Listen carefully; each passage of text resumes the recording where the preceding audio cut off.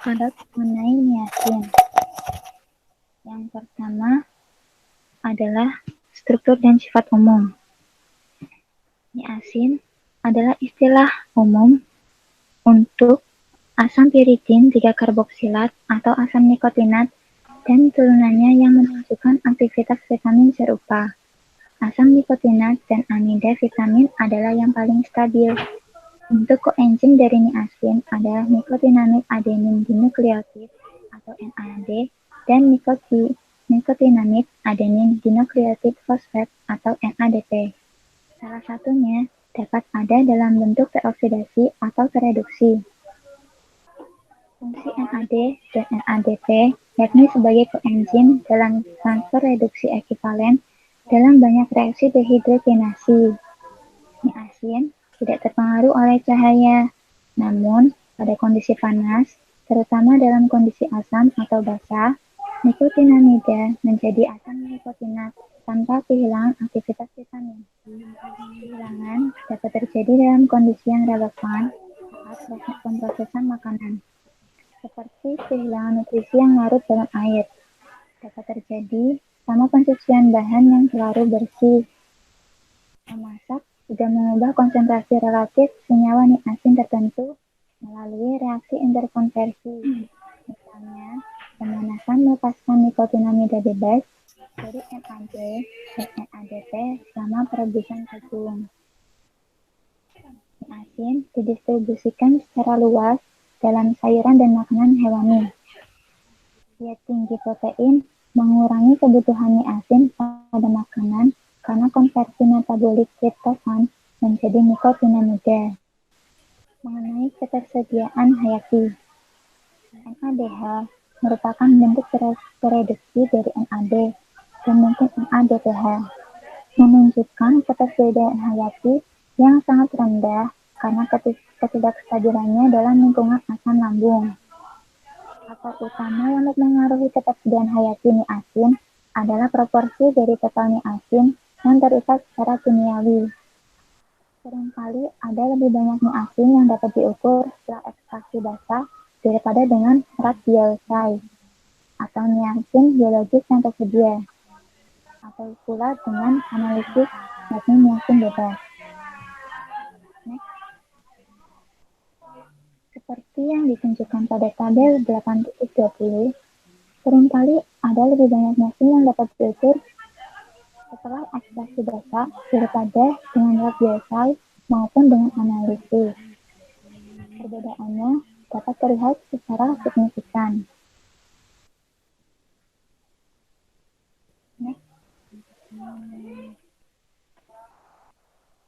Untuk metode analisis, niacin dapat diukur dengan uji mikrobiologi. Yang kedua, niacin dapat diukur dengan uji kimia tradisional, yakni melibatkan reaksi niacin dengan cyanoksin bromida untuk menghasilkan piridin bersubstitusi N yang kemudian digabungkan ke amino aromatik untuk membentuk kromofor.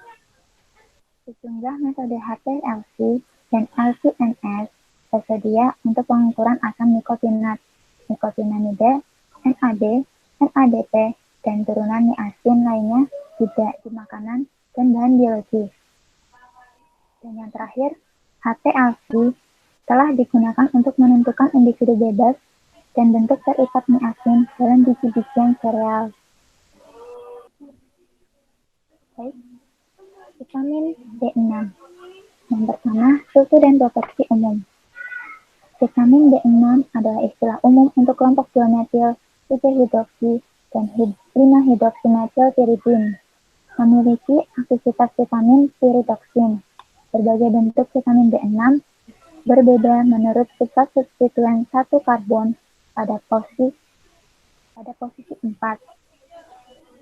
Seperti yang ditunjukkan pada gambar 8.8. Untuk piridoksin atau PN, substitusinya adalah alkohol. Untuk piridoksal atau PL, substituennya adalah aldehida. Dan untuk piridoksamin atau PM, substituennya adalah amina. Ketiga bentuk dasar ini juga dapat difosforilasi pada kelompok 5-hidroksimetil, menghasilkan piridoksin 5-fosfat PNP, piridoksal 5-fosfat PLT, atau piridoksamin 5-fosfat PMP. Vitamin B6 dalam bentuk PLT dan pada tingkat lebih rendah PMP berfungsi sebagai koenzim di lebih dari 140 reaksi enzimatik yang terlibat dalam metabolisme asam amino, karbohidrat, neurotransmitter, dan lipid. Semua bentuk vitamin B6 yang disebutkan memiliki aktivitas vitamin karena mereka dapat diubah secara in vivo menjadi koenzim. Untuk penggunaan kata piridoksin sebagai istilah umum untuk vitamin B6 telah dihentikan. Demikian pula istilah piridoksal telah dihentikan untuk mendukung piridoksin. Bentuk vitamin B6 terglikosilasi terdapat di sebagian besar buah-buahan, sayuran, biji-bijian, sereal. Umumnya sebagai piridoksin 5-beta deglukosida. Pada gambar 8.28 pada bagian kanan bawah. Selanjutnya mengenai stabilitas dan cara degradasi. Pemrosesan dan penyimpanan makanan secara termal dapat mempengaruhi kandungan vitamin B6 dalam beberapa cara. Contohnya, seperti yang telah dijelaskan sebelumnya, kehilangan nutrisi yang larut dalam air dapat terjadi karena pensucian bahan yang terlalu bersih. Perubahan kimiawi dapat melibatkan interkonversi bentuk kimiawi vitamin B6, degradasi termal atau fotokimia, serta kompleksasi irreversibel dengan protein, peptida, atau asam amino. Interkonversi senyawa vitamin B6 terjadi terutama oleh transaminasi non-enzimatik yang melibatkan pembentukan basa-skit dan migrasi ikatan rangkap basa-skit diikuti dengan hidrolisis dan disosiasi. Transmutasi non-enzimatik terjadi secara ekstensif selama pemrosesan termal makanan yang mengandung aldehida atau amina untuk vitamin B6. Untuk misalnya, peningkatan proporsi PM dan PMP yang sering diamati pada masakan atau pemrosesan termal daging dan produk susu. Transaminasi telah terbukti terjadi selama penyimpanan makanan model dengan kelembapan menengah sistem eliminasi non-enzimatik yang dimediasi PL, PH2S, dan metil merkaptan dari asam amino yang mengandung sulfur juga dapat terjadi selama pemrosesan makanan. Ini bisa menjadi signifikan sumber rasa dan dapat menyebabkan perubahan warna pada makanan kaleng melalui pembentukan besi 2-sulfida hitam. Semua senyawa vitamin B6 rentan terhadap degradasi yang disebabkan oleh cahaya. Paparan vitamin B6 terhadap cahaya menyebabkan pembentukan turunan yang tidak aktif. Secara nutrisi, asam 4-piridoksat dari PL dan PM dan asam 4-piridoksat 5-fosfat dari PLT dan PNP memberikan bukti kerentanan terhadap oksidasi fotokimia. Namun, laju degradasi fotokimia PLT, PNP, dan PM dan jumlah produk degradasi yang diperoleh hanya sedikit berbeda dengan ada atau tidaknya udara, menunjukkan bahwa inisiasi oksidasi tidak membutuhkan serangan langsung oleh oksigen atau O2. Reaksinya adalah yang urutan pertama dalam konsentrasi PL sangat dipengaruhi oleh suhu, tetapi hanya dipengaruhi sedikit oleh aktivitas air.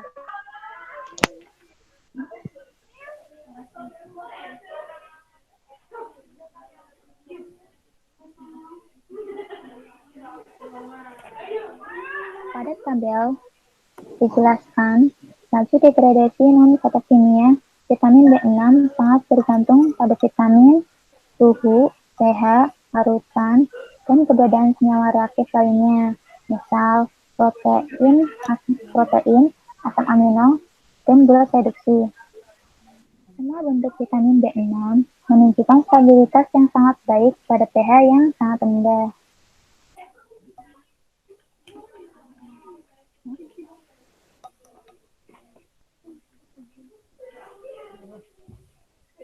Kehilangan total vitamin B6 dalam pengolahan makanan atau penyimpanan diamati dengan vitamin yang larut dalam air lainnya. Misalnya lagi, terbentuk dan kacang menunjukkan sekitar 20% sampai 25% kehilangan total vitamin B6 selama blanching dan proses pengalengan. Perbedaan energi aktivasi menunjukkan perbedaan mekanisme degradasi untuk ketiga bentuk vitamin PL, PM, dan PN.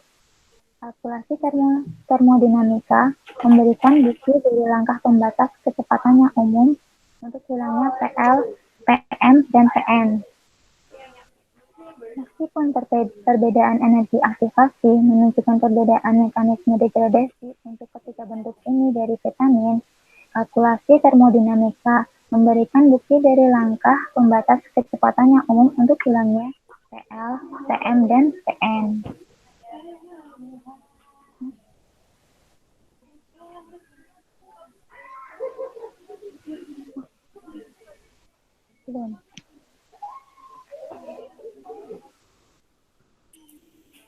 Tolong slide sebelumnya.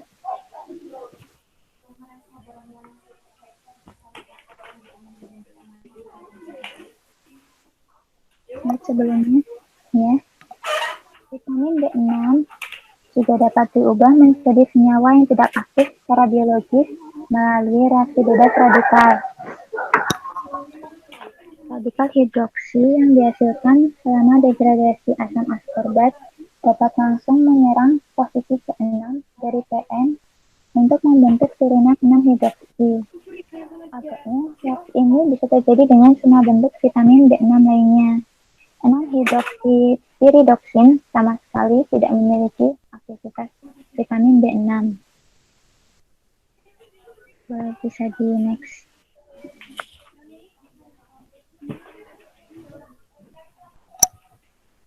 Untuk ketersediaan hayati vitamin B6. Banyak faktor yang mempengaruhi ketersediaan hayati vitamin B6. Kandungan B6 dari pola makan campuran diperkirakan sekitar 75% untuk manusia dewasa. PL diet, PN, PM, PLP, PMP, dan PNP tampaknya diserap secara efisien dan efektif berfungsi dalam metabolisme vitamin B6. Bentuk deskriptif dari PL, PLP, PM, dan PMP dipisahkan di lingkungan asam lambung dan menunjukkan ketersediaan hayati yang tinggi. Ketersediaan hayati rata-rata PN glukosida adalah 50% sampai 60% relatif terhadap PN, meskipun variasinya luas. PN glukosida dan bentuk vitamin B6 glikosilasi lainnya sebagian digunakan dalam nutrisi manusia. Untuk diet manusia sangat bergantung pada jumlah vitamin B6 yang dikonsumsi dan pemilihan makanan. Namun, bila makanan yang dengan persentase PN glukosida tinggi bisa menjadi sumber yang cukup efektif untuk diet. Jadi, pengikatan reduksi PL atau PLP ke protein muncul di sebagian besar analisis makanan sebagai mode vitamin B6 degradasi dan dianggap sebagai hilangnya vitamin B6 yang dapat diukur. Namun, seperti yang dinyatakan sebelumnya, studi tentang bioavailabilitas ikatan PLP secara reduktif atau residu piridoksisilisial ke protein makanan telah diindikasikan ketersediaan hayati sekitar 50%.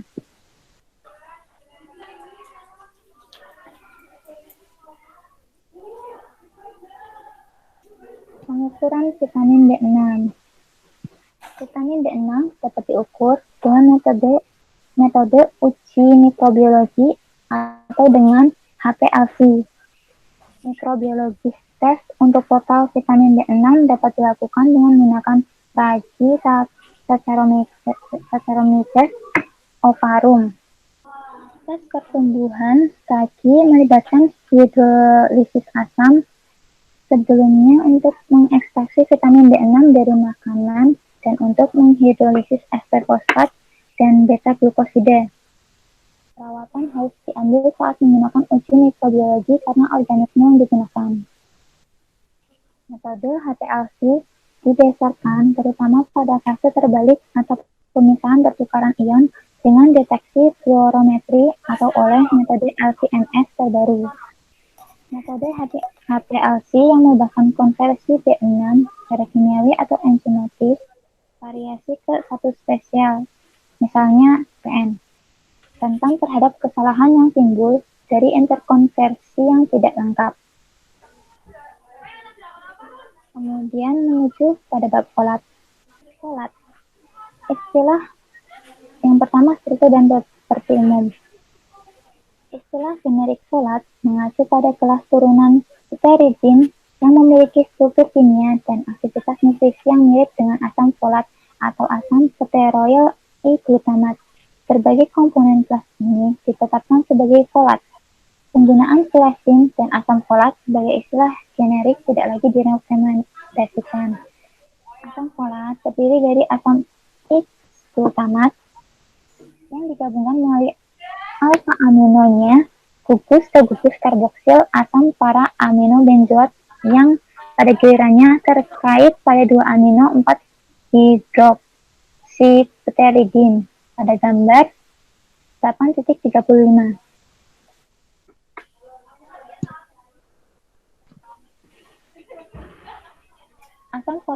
Asam folat atau asam stearoyl I-glutamat ada secara alami yang hanya dalam jumlah kecil.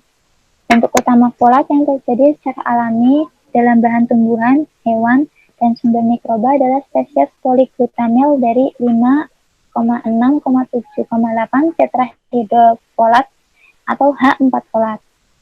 Bisa dilihat pada gambar 8.35 tadi. Untuk senyawanya, yang bagian bawah di mana dua ikatan rangkap dari sistem cincin pteridin berkurang. Substituen satu karbon dapat berada pada posisi N5 atau N10, terutama sebagai metil atau fosfonil, atau sebagai satuan metilan atau metanil, yang menjembatani antara N5 dan N10. Stabilitas dan cara degradasi. Stabilitas folat. Asam folat menunjukkan retensi yang sangat baik selama pemrosesan dan penyimpanan makanan yang diperkaya atau dan premix. Sama penyimpanan dengan kelembaban rendah yang dipertahankan, banyak penelitian telah menunjukkan potensi kehilangan folat yang luas selama pemrosesan dan persiapan makanan di rumah. Selain kerentanan terhadap degradasi oksidatif, folat dengan mudah diekstraksi dari makanan dengan media air. Dengan cara apapun, kerugian besar secara alami folat yang terjadi dapat terjadi selama pemrosesan dan persiapan makanan. Hilangnya folat alami folat yang terjadi. Hilangnya folat secara keseluruhan dari makanan tergantung pada tingkat ekstraksi untuk folat yang ada dan sifat kimiawi lingkungan, yakni katalis, oksigen, pH, dan ion penyangga, dan lain-lain. Dengan demikian, retensi folat sulit untuk diprediksi untuk makanan tertentu. Ini yang berpotensi sesuai untuk pengukuran folat dalam makanan, yakni ada mikrobiologis metode pertumbuhan, metode HPLC dan LC-MS, dan prosedur radioassay malaikat kompetitif. Ascorbat reagen fuel seperti methaptanol atau kombinasi ascorbat dan thiol diperlukan untuk menstabilkan folat selama ekstraksi analisis. Ekstraksi folat dari sampel makanan melibatkan 1. Gangguan matriks makanan dan seluruh struktur dengan homogenisasi dalam larutan penyangga. 2. Panas, biasanya 100 derajat Celcius, untuk melepaskan folat protein pengikat folat, untuk menonaktifkan enzim yang mampu mengkatalis interkonversi folat, dan untuk mendeproteinasikan sampel. Yang ketiga adalah sentrifugasi, untuk menghasilkan ekstra yang dipurifikasi, dan yang keempat pengobatan dengan A-steroid polyglutamat hidrolase. atau konjugasi. Kemudian pada biotin, struktur dan sifat umum. Biotin adalah vitamin bisiklik yang larut dalam air yang berfungsi secara koenzimis dalam karboksilasi dan reaksi transkarboksilasi. Biotin terbentuk dari D-biotin dan biositin bebas. Biositin itu berfungsi sebagai bentuk koenzim yang terdiri dari residu lisil terbiotanilisasi dibentuk oleh biotinilasi, pasca translasi, dan berbagai karboksilasi. Untuk strukturnya seperti yang ada di gambar berikut.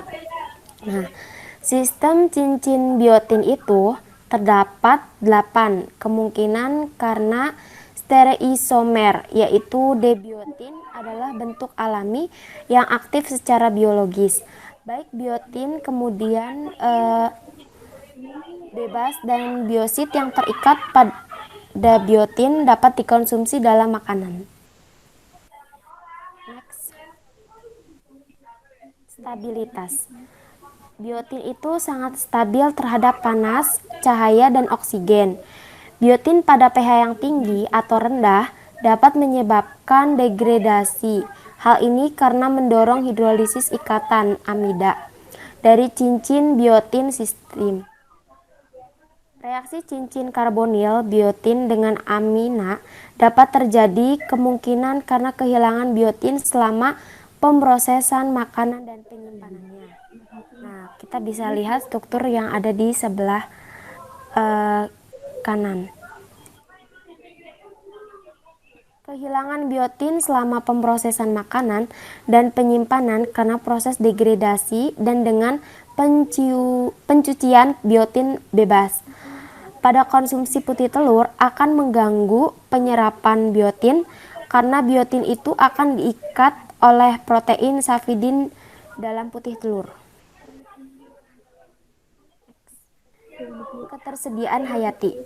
Ketersediaan hayati biotin dalam bahan pangan itu mencukupi, di mana penyerapan biotin secara keseluruhan dapat dicegah oleh putih telur mentah yang mengandung afidin protein pengikat protein. Sintesis biotin oleh bakteri pada usus bagian bawah terdapat sumber tambahan biotin yang tersedia secara parsial bagi manusia.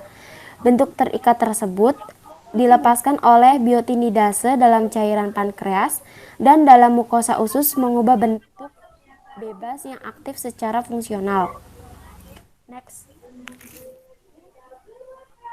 Pada asam pantotenat, untuk struktur dan sifat umumnya, bisa kita lihat strukturnya itu yang ada di bawah. Kemudian asam pantotenat atau DN 24 dihidroksi 3,3 dimetil butiril beta alanin adalah vitamin yang larut dalam air yang terdiri dari beta alanin dalam amida linkage ke 2,4 dihidroksi 3 asam 3 dimetil butirat atau pantoat. Nah, fungsi asam pantotenat ini sebagai komponen koenzim dan sebagai gugus prostetik yang terikat secara kovalen tanpa adanya adenosil dari koenzim A, protein pembawa asil dalam sintesis asam lemak. Kemudian, pada pembentukan turunan tioester dari koenzim A dengan asam organik, yaitu proses metabolisme yang terutama melibatkan penambahan atau penghilangan gugus asil dalam serangkaian reaksi biosintetik dan katabolik. Asam pantotenat itu tersebar luas dalam daging, berbijian, telur, susu, dan sayuran segar dalam bentuk koenzim A. Koenzim A sebagai sumber asam pantotenat atau asam pantoneat karena koenzim A itu mengubah menjadi asam pantoneat bebas dalam usus kecil dengan kerja fosfatase basa, dan amidase. Penyerapan usus terjadi melalui proses penyerapan termediasi pembawa. Asam pantotenat sintesis itu digunakan dalam fortifikasi makanan dan dalam bentuk suplemen vitamin kalsium pantotenat. Pantenol merupakan bentuk sintetik asam pantotenat atau pantoteat yang digunakan dalam fortifikasi bahan pangan dan suplemen vitamin.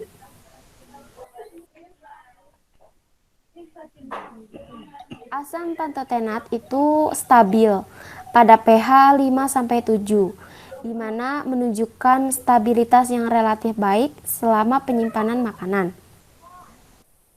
Nah, dalam struktur tersebut bahwa hilangnya asam pantotenat atau hilangnya jaringan kehilangan termal asam pantotenat ini kemungkinan karena hidrolisis dengan katalis asam basa antara beta alanin dan 1,4 dihidroksi gugus asam 3,3 butiril karboksilat. Degradasi asam pantotenat selama pemrosesan termal itu sesuai dengan kinetika orde pertama. Kinetika laju degradasi asam pantotenat itu bebas dalam larutan buffer, meningkat dengan perubahan pH sekitar 6,0 sampai 4,0. Next, pada ketersediaan hayati, rata-rata itu pantotenat dalam makanan campuran yaitu hanya 50%. Hal ini karena asupan asam pantotenat ini sudah mencukupi. Kemudian pada metode analisisnya, metode pantotenat dalam makanan ini dapat diukur menggunakan L plantarum, radiomonosasi, atau GCMC. Nah, faktor yang mempengaruhi validitas asam pantotenat itu analisis seperti pengoksidasian yang diperlukan untuk melepaskan bentuk terikat vitamin, protease dan fosfatase. Dan fosfatase itu digunakan untuk melepaskan asam pantotenat dari sekian banyak turunan koenzim A dan bentuk terikat protein. Next. Pada vitamin B12 itu termasuk dalam kelompok senyawa kobalamins yang memiliki aktivitas vitamin yang mirip dengan cyanokobalamin. Nah, senyawa tersebut itu termasuk korinoid yang merupakan tetrapirol struktur di mana ion kobalt itu terikat secara kovalen dengan 4 nitrogen virol. Nah, itu ada struktur rumusnya ya. Ikatan kovalen koordinat kelima dengan CO yaitu dengan atom nitrogen dari bagian dimetil benzimidazol, sedangkan posisi keenam ini dapat ditempati oleh sianida, gugus 5-deoksiadinosil, gugus metil, glutathione, air, ion hidroksil, atau ligan lain seperti nitrit, amonia, ataupun sulfit. Pada mekanisme penguraian fotokimia koenzim vitamin B12 ini menghasilkan akobalamin. Reaksi tersebut berpengaruh pada metabolisme dan fungsi vitamin B12. Namun, tidak berpengaruh pada aktivitas vitamin B12 total dari bahan karena akobalamin ini dapat mempertahankan aktivitas vitamin B12. Pada manusia normal, penyerapan vitamin B12 dari telur itu dihasilkan dari cyanokobalamin. Hasil tersebut telah diuji pada ikan dan daging. Kekurangan vitamin B12 pada manusia ini terjadi karena pencernaan yang buruk dan pelepasan kobalamin yang tidak sempurna dari matriks bahan pangan. Next. Stabilitas dan cara degradasi. Vitamin B12 ini stabil selama pemanasan makanan mendekati pH netral. Stabilitas vitamin B12 secara terbesar itu pada pH 4-7. Hal ini karena kondisi asam atau basa menyebabkan hidrolisis amida, menghasilkan karboksilat yang tidak aktif secara biologis, turunan asam vitamin. Pada ketersediaan hayati, vitamin B12 ini terdapat pada ikan dan daging. Kekurangannya itu karena pencernaan protein yang buruk dan pelepasan kobalamin yang tidak lengkap dari matriks makanan meskipun dapat menyerap senyawa murni. Nah, metode analisisnya. Vitamin B12 ini dapat dipisahkan secara kromatografi. Sampel makanan umumnya itu disiapkan dengan homogenisasi dalam larutan buffer, diikuti dengan inkubasi pada suhu tinggi sekitar 60 derajat Celcius dengan adanya papain dan natrium cyanida. Hal ini dapat melepaskan bentuk vitamin B12 yang terikat protein dan mengubah semua kobalamin menjadi lebih stabil bentuk cyanokobalamin. Next. Senyawa vitamin. Itu ada kolin dan betaine. Kolin itu terdapat dalam semua makhluk hidup sebagai senyawa bebas dan penyusun komponen seluler termasuk fosfatidilkolin, sphingomyelin, dan asetilkolin. Sintesis kolin ini terjadi pada manusia dan mamalia lain, bahwa kolin itu dibutuhkan dalam makanan. Kolin ini dibutuhkan sebagai garam klorida dan bitartat dalam fosfotisifikasi susu bayi. Kolin ini sangat stabil dan tidak ada kehilangan kolin yang dalam penyimpanannya, penanganan, pemrosesan, dan penyiapan bahan pangan. Betaine atau N-trimetylglycine adalah komponen dalam pemecahan metabolisme kolin. Hal ini terjadi secara alami dalam makanan, yaitu pada gandum, bayam, udang, dan sumber makanan lainnya. Next. Di sini ada struktur betaine ya, bahwa betaine ini berfungsi secara metabolik sebagai alternatif dari 5-metil H4 folat, reaksi yang mengubah homocysteine menjadi metionin untuk sintesis protein, dan setelah pembentukan S-adenosilmetionin terjadi itu reaksi metilasi seluler. Next. Kemudian pada karnitin. Karnitin itu dapat disintesis oleh tubuh manusia dan diperoleh dalam makanan. Karnitin berfungsi secara metabolik dalam pengangkutan asam organik yang melintasi membran dan mempermudah pemanfaatan metabolik untuk mengurangi potensi toksisitas dalam sel. Karnitin ini sangat stabil dan mengalami sedikit atau tidak mengalami penguraian dalam bahan pangan. Di sini ada strukturnya ya. Next. Kemudian ada pyrrolekioninonin quinon, merupakan quinon yang tersiklik dan berfungsi sebagai koenzim dalam oksidareduktasi bakteri, sebagai koenzim dalam lisil oksidase serta amino oksidase pada mamalia, nutrisi yang sangat kecil pada tikus, dan mencit yang berkaitan dengan pembentukan jaringan penghubung dan reproduksi normal. Dan ini bentuk strukturnya. Pada koenzim Q10 juga dikenal sebagai ubiquinon, adalah quinon tersubstitusi yang biokimianya itu berfungsi melibatkan sebagai koenzim dalam sistem transport elektron mitokondria. Bisa kita lihat struktur yang ada di bawah itu, bahwa Bagian quinon tersubstitusi dari koenzim Q10 ini berfungsi redoksnya dengan mengakomodasi dua reduksi satu elektron yang berurutan.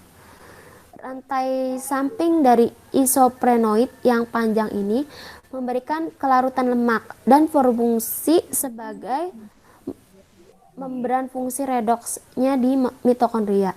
Koenzim Q10 ini berguna dalam nutrisi bentuk tertentu dari kanker, penyakit jantung, dan penyakit Parkinson untuk melawan efek antagonis obat tertentu dan kelainan bawaan tertentu dari metabolisme mitokondria dan untuk fungsi antioksidan.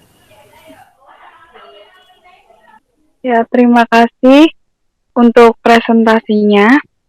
Jika teman-teman memiliki pertanyaan, silakan ditulis di kolom diskusi pada Elena. Sekian dari kelompok kami. Terima kasih atas perhatiannya.